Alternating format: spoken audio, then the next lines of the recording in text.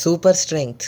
വെറുതെ കൈയുടെ ജസ്റ്റർ കൊണ്ട് വലയിടുകയും ബിൽഡിങ്ങുകളിലൂടെ ചാടി ചാടി പോവുകയും ആൻഡ് ബിൽഡിങ്ങിലൂടെ വോൾ ക്ലൈമ്പിങ് ചെയ്യാൻ പറ്റുന്ന ഒരേ ഒരു സൂപ്പർ ഹീറോ ആണ് നമ്മുടെ സ്പൈഡർമാൻ.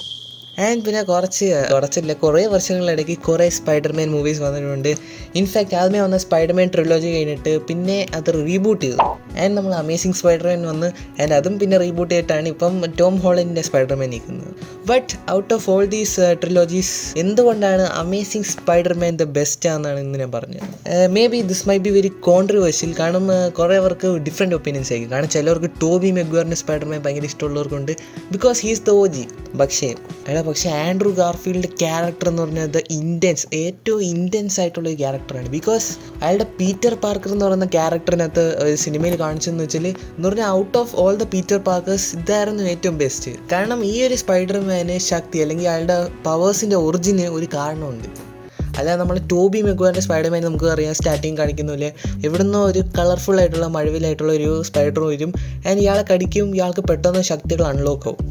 ബട്ട് ഇത് അത്യാവശ്യം സത്യം പറഞ്ഞാൽ ചിന്തിച്ച് കഴിഞ്ഞാൽ കുറച്ച് ഇല്ലോജിക്കലാണ്. But at the same time Andrew ഗാർഫീൽഡിൻ്റെ സ്പൈഡർമാനിൽ കാണിച്ച സംഭവങ്ങൾ വിഷയമാണ്.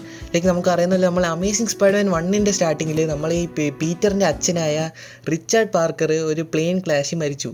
ആൻഡ് ബാക്കി ഇവിടെ സ്റ്റോറി ആണെങ്കിൽ അമേസിങ് സ്പൈഡർമാൻ 2-ലാണ്. ഓക്കെ, ആൻഡ് അതായിരുന്നു സൂപ്പർ സ്റ്റോറിയാണ്. ഞങ്ങൾക്ക് ചെറുതായിട്ട് ബ്രീഫായിട്ട് പറഞ്ഞുതരാം. അതായത് അമേസിങ് സ്പൈഡർമാൻ 2-ൽ ഈ പീറ്റർ ആണെങ്കിൽ അവൻ്റെ അച്ഛൻ്റെ കുറേ വർക്കും കാര്യങ്ങളൊക്കെ തപ്പിപ്പോയി. ആൻഡ് ഫൈനലി അവൻ്റെ അച്ഛൻ്റെ ഒരു വീഡിയോ ഫുട്ടേജ് കിട്ടി ഇൻ വിച്ച് അയാൾ എക്സ്പ്ലെയിൻ ചെയ്യുന്നുണ്ട് എന്തുകൊണ്ടാണ് അവൻ മാത്രം സ്പൈഡർമാൻ ആയിരുന്നു.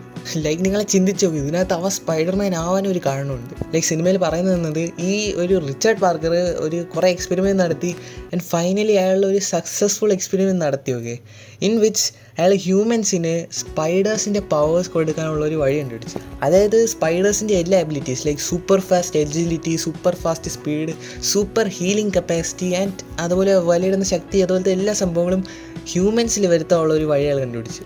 ബട്ട് ഇയാളത് കണ്ടുപിടിച്ച് ഇയാൾ പബ്ലിക് ആക്കിയപ്പോഴത്തേക്കും കുറേ വലിയ വലിയ സയൻറ്റിസ്റ്റുകളും കുറേ ഗുണ്ടന്മാരെയൊക്കെ ഇയാളെ പിടിക്കാൻ വേണ്ടി വന്നു. ബിക്കോസ് ഇത് വലിയൊരു ടെക്നോളജിയാണ്, ആരും ഇങ്ങനെയൊന്നും ചെയ്തിട്ടില്ല.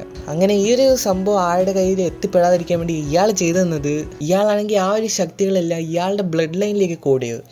ആൻഡ് ദാറ്റ് മീൻസ് ഇയാളുടെ ബ്ലഡ് ലൈനിലുള്ള ആരെങ്കിലും ആ സ്പൈഡർ കടിച്ചാൽ മാത്രമേ ആ ഒരാൾക്ക് സ്പൈഡർമാൻ ആവാൻ പറ്റത്തുള്ളൂ. വേറെ ആർക്കും ആ സ്പൈഡർ കടിച്ചാൽ ആൾക്ക് സ്പൈഡർമാൻ ആവത്തില്ല, അവർ മരിച്ചു പോകും. Which means that without me, without my bloodline, Oscorp can never replicate or continue my experiments. So അങ്ങനെയാണ് ബേസിക്കലി ഈ ആൻഡ്രൂ ഗാർഫീൽഡ് സ്പൈഡർമാൻ ആവുന്നത്. ലൈക്ക് ബ്രോ, ഇപ്പോൾ അങ്ങനെ ചിന്തിച്ച് നോക്കിയാൽ നമ്മളെ റിച്ചാർഡ് പാർക്കറിനെ ആ സ്പൈഡർ കടിച്ചാലും അയാൾ സ്പൈഡർമാൻ ആയാലും. സെയിം ഗോസ് വിത്ത് ആൺമൈൻ. അത് ഇങ്ങനെ കാര്യങ്ങളൊക്കെ ഇൻറ്റൻസ് ആയിട്ട് നമ്മൾ സിനിമയിൽ ഓൺ ഗോയിങ് ആയിട്ട് എക്സ്പീരിയൻസ് ചെയ്യുമ്പോൾ വേറെ ലെവൽ ഫീലാണ് കേട്ടോ. എൻ്റെ ഇത് മാത്രമല്ല, പീറ്റർ പാർക്കറിൻ്റെ സ്റ്റോറി ഇതിനകത്ത് വളരെ ഡിഫറെൻ്റ് ആണ്. അതായത് നമ്മളെ ടോബി മെഗ്വാറിനകത്തൊക്കെ ഈ സ്പൈഡർമാനായിട്ട് മാറുന്നത് അങ്കിൾ ബെൻ കാരണമാണ്. അതായത് നമ്മൾ അങ്കിൾ ബെൻ മരിച്ചു പോകുമ്പോഴാണ് പീറ്ററിന് റിയലൈസേഷൻ ഉണ്ടാകുന്നത്, ലൈക്ക് വിത്ത് ഗ്രേറ്റ് പവേഴ്സ് മറ്റേ റെസ്പോൺസിബിലിറ്റി വരുമെന്ന്. ബട്ട് ആൻഡ്രൂ ഗാർഫീൽഡിൻ്റെ കാര്യത്തിൽ നോക്കിക്കഴിഞ്ഞാൽ അങ്കിൾ ബെൻ മരിച്ചപ്പോൾ അവൻ അങ്ങനെയൊന്നും തോന്നിയില്ല. മറിച്ച് അവൻ ചെയ്തത് അങ്കിൾ ബെന്നെ കൊന്ന ആളെ അവൻ പോയി കില്ല് ചെയ്യാൻ ശ്രമിച്ചു. ആൻഡ് സ്റ്റാർട്ടിങ്ങിലെ സിനിമയിൽ നമുക്ക് കാണുന്നില്ല, അവനൊരു വില്ലനായിട്ട് തന്നെ മാറി. ഓക്കെ, ഒരാളെ പിടിക്കുന്നു, അയാളുടെ സിമ്പിൾ നോക്കുന്നു, അടുത്ത ആളെ പിടിക്കുന്നു, കൊല്ലുന്നു, അങ്ങനത്തെ ഒരു സംഭവമായിരുന്നു. സോ ഇങ്ങനെ പോയി സിനിമയിൽ ഒരു ഘട്ടം ഉണ്ടായിരുന്നു. അതായത് ഒരു കൊച്ചാണെങ്കിൽ ഒരു വണ്ടീനകത്ത് ട്രാപ്പായി പോയി. അങ്ങനെ ആ കൊച്ചിനെ ആ ഒരു പൊട്ടിത്തെറിക്കുന്ന വണ്ടിയിൽ നിന്ന് രക്ഷപ്പെടുത്തിയപ്പോഴാണ് അയാളുടെ അച്ഛൻ കണ്ട ഇയാളോട് ചോദിച്ച് താങ്കളുടെ പേരെന്തുവാണ്. അപ്പോഴത്തേക്കും പീറ്റർ പറഞ്ഞു, ഐ ആം സ്പൈഡർമാൻ. അതിന് അന്നായിരുന്നു പീറ്ററിന് with great power comes great responsibility ഓർമ്മ വന്നത്. എനിവേസ്, പക്ഷേ ഈ സിനിമയുടെ മെയിൻ പ്രശ്നം എന്നത് കുറേ പേര് ഇതിനെ അങ്ങ് താഴ്ത്തി നോക്കി. അതായത് കുറേ ഓൺലൈനിലുള്ള ക്രിറ്റിക്സുകളൊക്കെ പറഞ്ഞു, എടാ ഇത് നാശ സിനിമയാണ്, ഇതിനകത്തുള്ള വില്ലൻ ഒന്നും കൊള്ളത്തില്ല, അങ്ങനത്തെ സംഭവമായിരുന്നു. ബട്ട് വില്ലൻസിൻ്റെ കാര്യത്തിൽ എനിക്ക് ഇച്ചിരി ഓക്കെയാണ്, അത് നാശ വില്ലൻസാണ്, പ്രത്യേകിച്ച് ആ ഇലക്ട്രോ. ബട്ട് എടാ സത്യം പറഞ്ഞാൽ സിനിമ ഓവറോൾ നമ്മൾ നോക്കിക്കഴിഞ്ഞാൽ ഒരു സൂപ്പർ പടമാണ്. അതുപോലെ നമ്മളിങ്ങനെ നിർത്തിപ്പിക്കുക, അത്ര ഇൻറ്റൻസ് ആയിട്ടാണ് പടം പോകുന്നത്. നമ്മളിപ്പോൾ ഈ വില്ലൻസിനെ കുറിച്ച് പറയുകയാണെങ്കിൽ തന്നെ നമ്മളാ ഒരു ഗോബ്ലിനില്ലേ, സത്യം പറഞ്ഞാൽ അതിൻ്റെ സ്റ്റോറി ഇച്ചിരി കൂടി എക്സ്പ്ലോർ ചെയ്യണമായിരുന്നു. അത് ലാസ്റ്റ് വെച്ച് ഇങ്ങനെ തട്ടിക്കൂട്ട് പരിപാടിയാണ് അവർ ചെയ്തത്. ബട്ട് നമ്മൾ കൂടുതൽ ചിന്തിക്കാൻ പോയ ഗോബ്ലിൻ്റെ ക്യാരക്ടർ കൂടുതൽ ഇൻട്രസ്റ്റിംഗ് ആണ്. ബിക്കോസ് നിങ്ങൾക്ക് ജസ്റ്റ് ബ്രീഫ് ചെയ്ത് പറഞ്ഞു കഴിഞ്ഞാൽ ഇപ്പോൾ നമ്മളെ ഹാരി ഓസ്ബോൺ ഇല്ലേ, അവനായിരുന്നു സ്പൈഡർമാൻ്റെ ഫ്രണ്ട് കേൾക്കുക. ബട്ട് ഈ ഹാരി ഓസ്ബോണിന് ഒരു ക്യാൻസർ ഉണ്ടായി. ഓക്കെ, ആ ഒരു ക്യാൻസർ ക്യൂർ ചെയ്യാൻ ഈ ലോകത്ത് വേറൊരു വഴിയിലോ ഒരു മരുന്നൊന്നുമില്ല.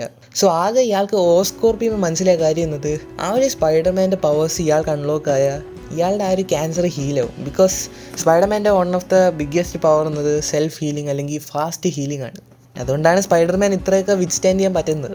എന്നാൽ അൺഫോർച്ചുനേറ്റ്ലി ഗോബ്ലിൻ ഇതെടുത്ത് കുടിക്കുമ്പോഴത്തേക്കും അയാൾ ഓൾമോസ്റ്റ് ചാവുന്ന രീതിയിൽ പോയി. എന്നിട്ട് അയാൾ ഇതിൽ നിന്ന് രക്ഷപ്പെട്ടെന്നത് മറ്റേ ഗോബ്ലിൻ്റെ സ്യൂട്ട് വിടുന്നുണ്ടായിരുന്നു, അതെടുത്ത് ഇട്ടുകൊണ്ട് ഇയാൾ രക്ഷപ്പെട്ടു. ഇപ്പോഴും ഇയാളും വികൃത ജീവിയായിട്ടാണ് ഇരിക്കുന്നത്, ബട്ട് ഓക്കെ ആയി. പിന്നെ അവിടെയും നമുക്ക് മനസ്സിലാവണമെന്ന്, അതായത് സ്പൈഡർമാൻ്റെ ഈ സിറം കുടിക്കുന്ന വേറെ ആരാണെങ്കിലും അവർ മരിച്ചു. ബട്ട് പീറ്ററിന് ഈ ഒരു സംഭവം അയാളുടെ ജീനിൽ കോഡഡ് ആയതുകൊണ്ട് മാത്രമേ സ്പൈഡർമാൻ ആയുള്ളൂ. അപ്പോൾ ഇതൊക്കെ നമ്മളിങ്ങനെ മനസ്സിലാക്കുമ്പോൾ സൂപ്പർ സാധനം എന്ന് നമുക്ക് തോന്നും. And it is bro regardless അതിൻ്റെ ഒരു കോസ്റ്റ്യൂം തന്നെ നോക്കിയാൽ സൂപ്പർ സാധനമാണ് കേട്ടോ. സോ അങ്ങനത്തെ ഒരു സ്പൈഡർമാൻ തന്നെയാണ് ആക്ച്വലി നമ്മളെ സ്റ്റാൻ ലീയുടെ മനസ്സിലും ഉണ്ടായിരുന്നത്.